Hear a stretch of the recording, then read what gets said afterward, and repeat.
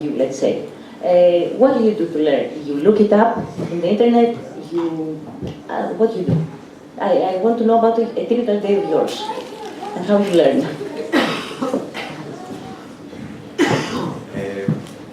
Excuse me, I have a question as well. Yeah. One of the main issues in Greece, unschooling or homeschooling is illegal in Greece, yes, by law. And we have a mandatory education, yes, and the parents face legal, let's say, consequences if they don't.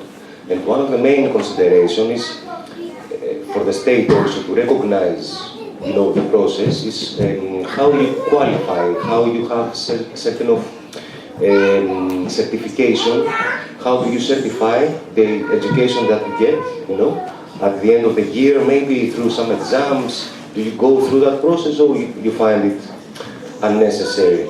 But for us, in order to be able to justify, and I know that in some countries that homeschooling is allowed, the kids at the end of the season, they just go to school and give some exams so as they certify, let's say, the level of knowledge that they receive. How do you tackle that issue? Why don't we answer those first? So we get that question a lot about how we afford it, right? That's a logical question.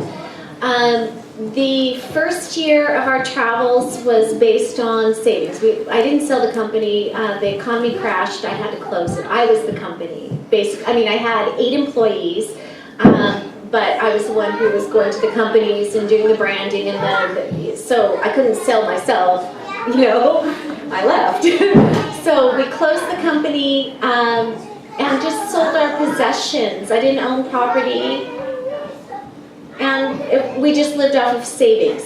The second year, I did a little bit of freelance because I did work in advertising and marketing for almost 20 years. I had those skills and I had clients that were still asking. So I did a little bit of freelance, but after that 8-month mark, where I didn't identify with being this art director anymore or working in advertising. It just wasn't my identity. I realized that I didn't have a love for it anymore, and so I really didn't want to do that. And what I did discover that I had a love for was traveling and learning. And so I started to write about that, and little by little I got articles published in different places. And then, after the second year, I got rid of doing consulting work. And then, the third, fourth, and fifth year, we just piecemealed our income, where I did a little bit of writing, a teeny bit of consulting, a little bit of ads on our website, those sorts of things. But what I'm going to tell you is going from working in the United States and making a pretty good income, what we earned in 1 month in the United States is about what I now earn in 1 year. Okay, but I've never been happier in my life. We live on we live on about $1,000 US a month. That is all. That is all. And we can do that by living in third world countries. We can do that by, living, as Miro said early on, as visiting locals. The other thing is, we don't have possessions. Everything that I own is in the apartment up the street. It's in a suitcase, right? So, it was a complete redesign of our lives. And when I alluded to going back to the United States for the first conference, we have talked and talked and talked about what consumerism is, and we've been able to interact with consumerism in a manner that is very different than the kind of consumerism that we interacted with in the United States. I made consumerism, I made ads, and I was done. We have no money, we have, so the last sort of 3 years, now our retreats are paying for our expenses. but we don't have any money in the bank, meaning we don't have a savings account, we don't have that nest egg. And some people may find that stressful, but what this lifestyle has taught us, not only through presence, right? We're present in our own lives. We feel safe and secure in the world, and we know that we're always going to be okay. I'm not going to worry about it. I don't embody stress anymore. And the manner in which we conduct and live our lives now is minimalists, with the freedom and the liberty to move to wherever we want. That's worth it. That's the trade-off. So it may or may not be something that appeals or is comfortable for everybody in this room, but that's part of our story and part of our own personal evolution. To answer the second question was... What is a typical day? And the real answer to that is I only have atypical days. I don't know. As an unschooler, for the most part, I don't really have any kind of schedule that's set in stone. Being a teenager, I like to sleep in a lot. That being said, I also am up pretty late most nights. But I read a lot. And I also work a lot on my own writing. And to answer your question of, the question was loosely, how do I learn about things that are there in front of me? I would say obviously the internet is the greatest tool that I possess. Most of all of my information comes from the internet. So, I don't know. I get that question a lot about what does my typical day look like, and I don't have an answer for that one. It also really depends on where we are. If we're in a retreat or not. When we're on retreat, we're obviously very busy, having all these different experiences and going and traveling a lot. But off retreats, sometimes we actually, just because we travel so much doesn't mean we're constantly doing things. We're constantly going places and having experiences. Sometimes it's important also to just take it easy and to just slow it down a little bit and have some off time. I think that's also really important. So. And then I just want to add the reason why we're in Greece is because Miro has been obsessed with Greek history and mythology since he was about 11 years old. So he's read everything. And what is the last book that you read on the mythology? Oh, I read, it was by Roberto Calasso's The Marriage of Cadmus and Harmony. But I also read Theogony and a lot of other works. Not because his teacher told him to, but because that was his interest. And so we had 2 months down in between retreats, and we don't have a home, so we have all of our stuff in suitcases, and we have to be somewhere in the world, so that's why we came to Greece, so that's why we're here. And also Miro's being very, very shy. He's an incredible poet, and he writes a lot of poetry. He did a huge series on the Greek gods, and I was trying to get him to share his poetry. I don't know, maybe if you clapped your hands.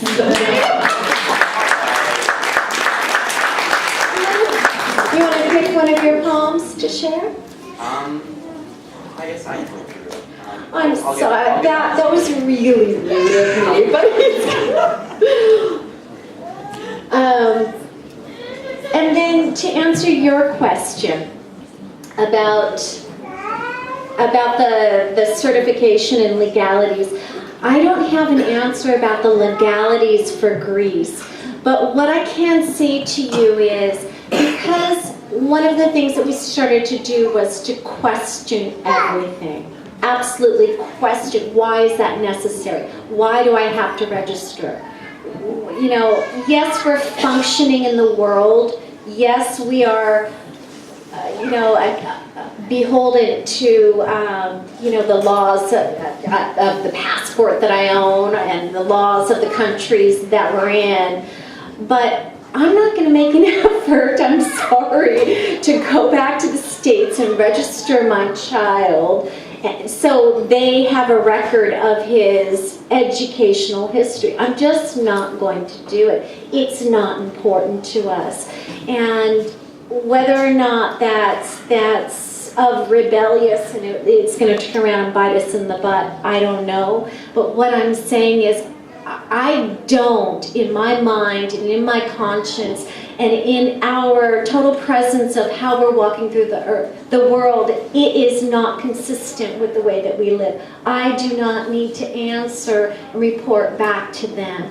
And so I just don't feel it's necessary. If that's something you can do here, I don't know. I'm not making a suggestion. Some states, all states it's legal, but there are different levels of reporting required. In California, where we're from, when we left, it was a lot more lenient than it is now.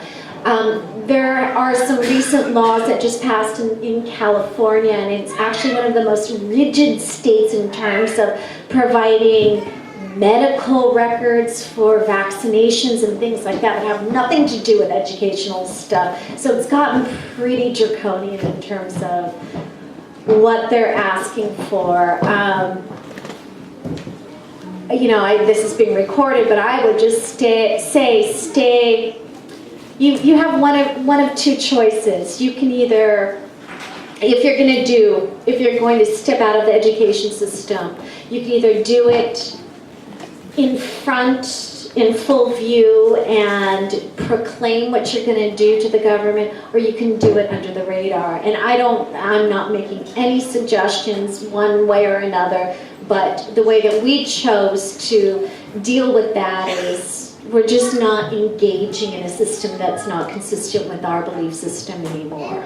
And then the last thing that you asked about was certification. And we get this question a lot in terms of going to the university.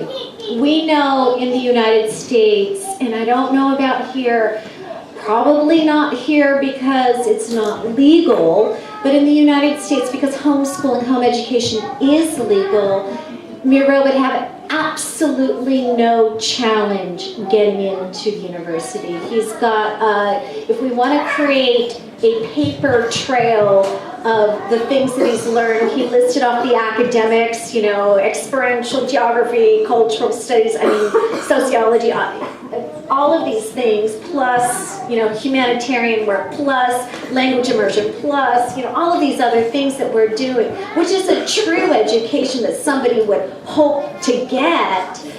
He would be probably, if he wanted to go, he doesn't want to go, but if he wanted to go, he would be probably, asked to go to many different schools, invited to go to many different universities in the United States because of his unique and self-directed education experiences.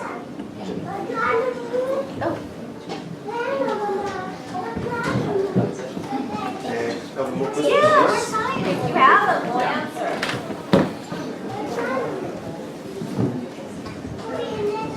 Hello. It's very interesting what we can see through your experience. I'm wondering if you have any reference framework that you reflect on it. For example, you travel and then when you come to experiential learning, reflecting is important to form learning knowledge base. So I'm going to ask the teenager here. So how do you have this holistic framework in your mind? Do you use any tool, any meta tool? How is a mother? Are you interested in that? Do you think it is important? Because your perspective is very interesting, but I think it should be a reference base, in order to build up the knowledge and not just to be loose papers on a drawer. that we cannot file them and access them back, you know, if you know what I mean. Thank you. Άλλος, άλλη. One would be if you could repeat the name of your show. And the other question is, how does it feel? I mean, I guess it's a question of nomadic lifestyle. How does it feel to build relationships with different people and then having to leave and go somewhere else?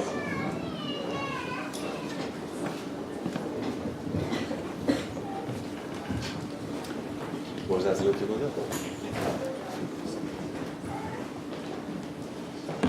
Meryl, do you think you have friends, real friends, and you deep relationships anywhere in the world? And how did you build that relationship since you have to move around all the time?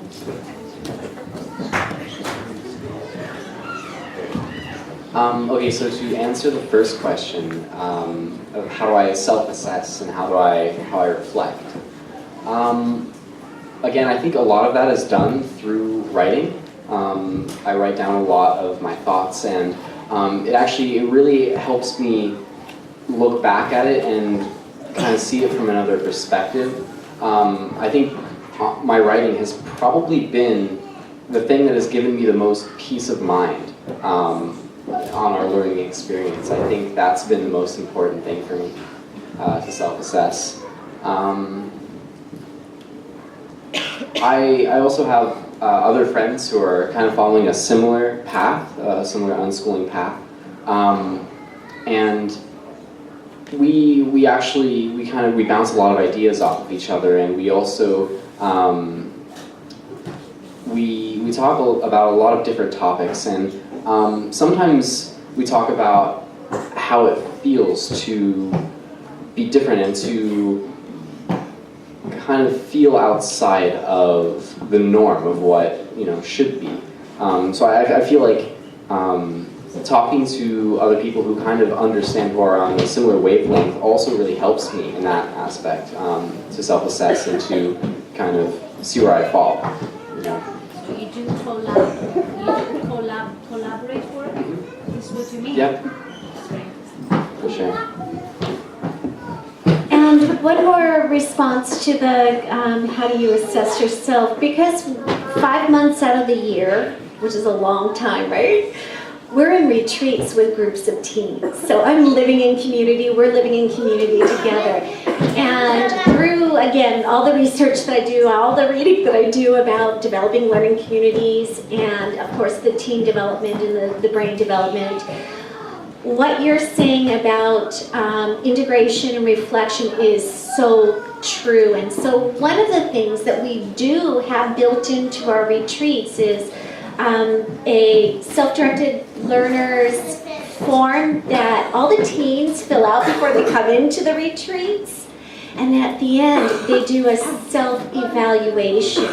And they assess, where they, what they developed in terms of, say, leadership, or what they developed, and we're not talking about the academics, what they developed in terms of risk-taking, what they developed in terms of, I'm trying to think of all the things on our form. But anyway, there's a huge invitation to self-reflect on the experience that just passed, which helps integrate it into their overall learning. And that's exactly what you're talking about. What do you do at the end of the day after you've learned something? How do you file it so, like you said, it's not just loose papers? Well, that's how we do it, by inviting them and providing them tools to self-reflect at the end of this learning community experience. And I would invite everybody to do it that goes on a trip and do the self-assessment. And if anybody wants information on our evaluation, just send me an email. I'm happy to share what we do. And then you asked the question. I'm sorry. Oh, go ahead. I'm sorry. So you mean by discussion and by essays? So not in a structured way, in another model or in a framework. This is what I'm asking. Like a curriculum. Just for You say something like a curriculum. No curriculum. No curriculum. No curriculum. No. Yes. But I mean, this is what I mean. I mean, do you do discussion? Your technique is discussion and free speech, free. Well, okay, so This is what I mean. during the retreats, one of the things that we do every single day since day one, almost 5 years ago, is I've developed this set of what we call circle cards. And they're self-reflective, either cards that ask questions that prompt what's going on internally, or that ask questions that is a reflection that's based on a worldview. So how is somebody in your host country meeting their needs? How did you notice that? And then, so we've got these external questions, and there are about 300 cards that I've developed. I didn't know I was going to be asked about this, or else I would have brought them to show you. But they're pretty incredible, and every retreat we add more questions, because at the end of the retreat there's that self-evaluation form that's not for me, it's for the learner. Like, I mean, I'm not going to grade it, it's not for my purpose, it's the self-evaluation form. So it allows the learner, the participant of our retreats, to look at their experience from and invite them to look at their experience from the perspective of almost like quantifying and qualifying and thinking about their experiences in a way that they haven't before. So if you take the body of 1 month of learning together in community and you ask them to reflect on the opportunities that they personally had to show compassion for another person. Now they've got this body that they're scanning their memories and they're writing it down for themselves. Those kinds of reflections after this really powerful learning experience allows them then to do what you were saying, which is to integrate, and file it as something that's meaningful to them. And if we had those skills in normal life, we would, if humans came with some sort of manual, we'd be told that you learn naturally and you don't need to